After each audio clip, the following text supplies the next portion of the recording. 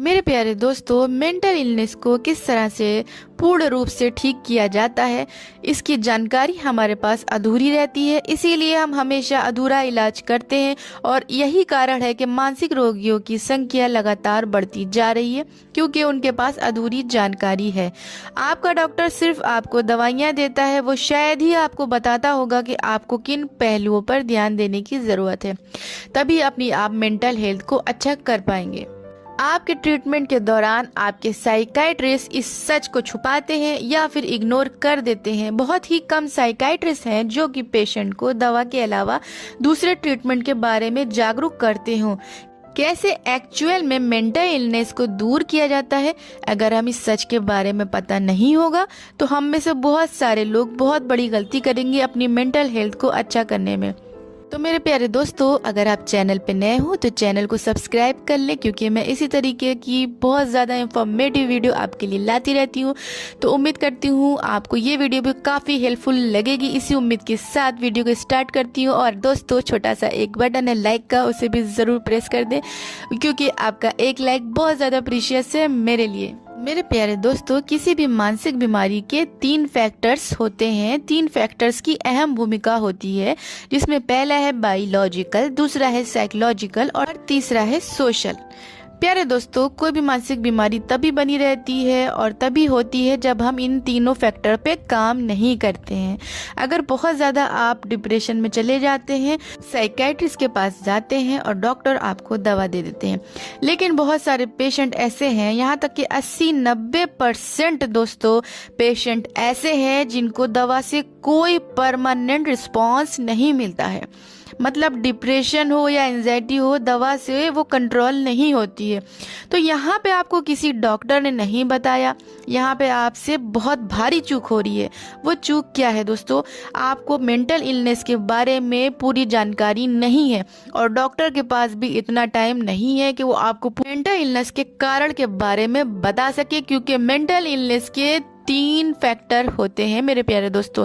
लेकिन आप काम करते हैं सिर्फ बायोलॉजिकल फैक्टर पे, यानी कि सिर्फ दवा खा के। दोस्तों, जो आपसे बहुत भारी चूक हो रही है वो ये है कि मेंटल इलनेस में साइकोलॉजिकल और सोशल फैक्टर की भी अहम भूमिका है। ज्यादातर वो लोग जिनका डिप्रेशन, एंजाइटी लंबे समय तक भी ठीक नहीं हो पाता है, क्योंकि उन्होंने सिर्फ बायोलॉजिकल फैक्टर पे ही काम किया है। मतलब डिप्रेशन, एंजाइटी की दवा तो खा लिया, लेकिन साइकोलॉजिकल और सोशल फैक्टर पे कोई भी काम नहीं किया। और पेशेंट बेचारे वो काम करते भी कैसे जब उन्हें इसके बारे में डॉक्टर ने कुछ बताया ही नहीं है।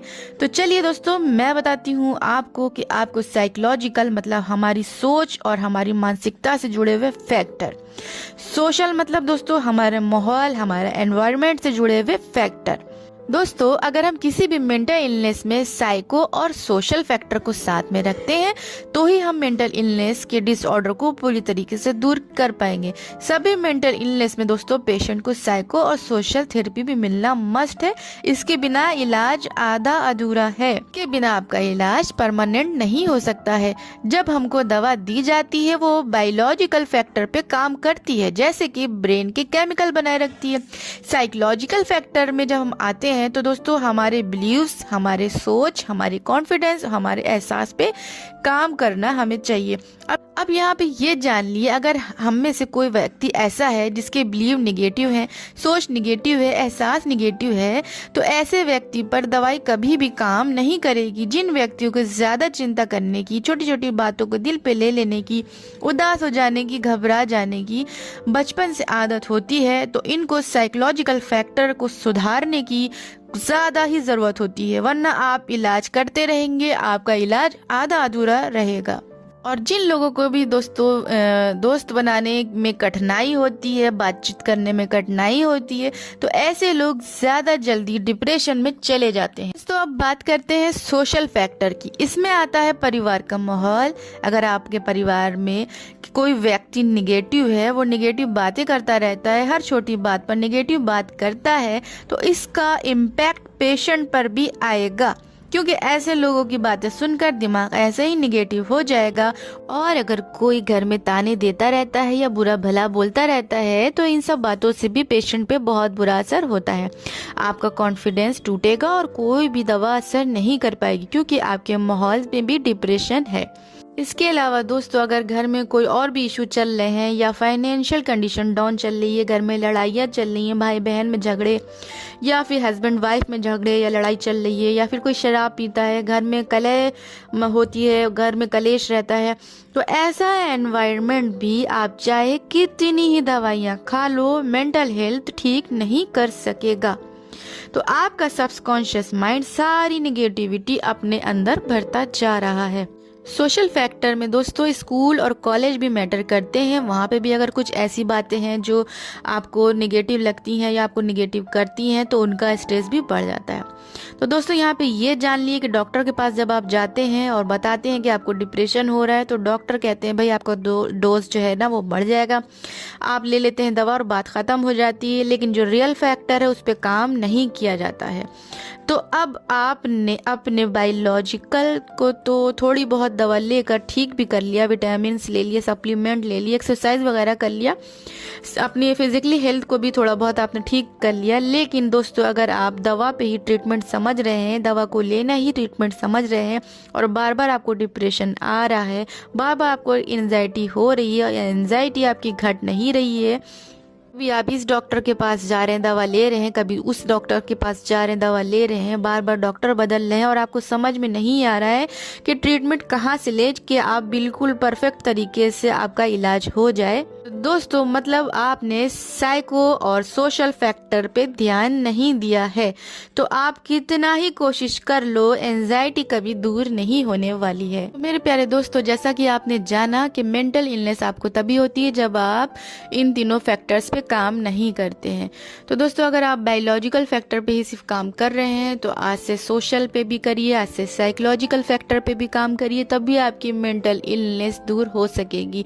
तो बिल्कुल भी मायूस मत होइए, बिल्कुल भी परेशान मत होइए, अपने लाइफ स्टाइल को चेंज करने की कोशिश करिए, डाइट पे ध्यान दीजिए, आदतों में दोस्तों जो डेली रूटीन की हैं उनमें चेंजेस लाने की ज़रूरत है, आदतों को चेंज करिए, अपनी सोच को चेंज करिए और अपने नेचर में बदलाव लाने की आपको ज़रूरत है और अपने बिलीव में चेंजेस लाइए। दोस्तों उतावलापन छोड़ दीजिए, बिल्कुल भी आपके अंदर उतावलापन नहीं होना चाहिए, पेशेंस रखिए, सोशल स्किल्स आपको सीखना ज़रूरी है दोस्तों। साथ ही साथ आपको माहौल में बदलाव करना भी ज़रूरी है। अगर आपके घर का माहौल नहीं सही है दोस्तों तो आपको कुछ दिन के लिए हट जाना चाहिए, कहीं और किसी और रिलेटिव के यहाँ चले जाएं जहाँ पे आपको एनवायरनमेंट अच्छा लगता हो, जहाँ पे आप अच्छा महसूस करते हो। तो प्यारे दोस्तों सोच तो आपको खुद से ही चेंज करनी होगी। पॉजिटिव सोच के ऊपर मैंने काफ़ी वीडियो बना रखी है प्यारे दोस्तों, आप उसको देखिए।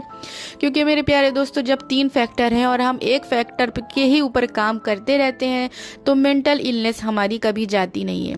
तो जो लोग भी परेशान है दवा खा खा के, उनको समझ में नहीं आ रहा है कि उन्हें क्या करना है, तो आई होप उन्हें समझ में आ गया होगा कि मेंटल इलनेस सिर्फ और सिर्फ बायोलॉजिकल फैक्टर पे काम करने से नहीं जाएगी। आपको साइकोलॉजिकल फैक्टर पे भी, अपनी सोच पे, अपने एहसास पे भी काम करना होगा और सोशल फैक्टर पे भी काम करना होगा।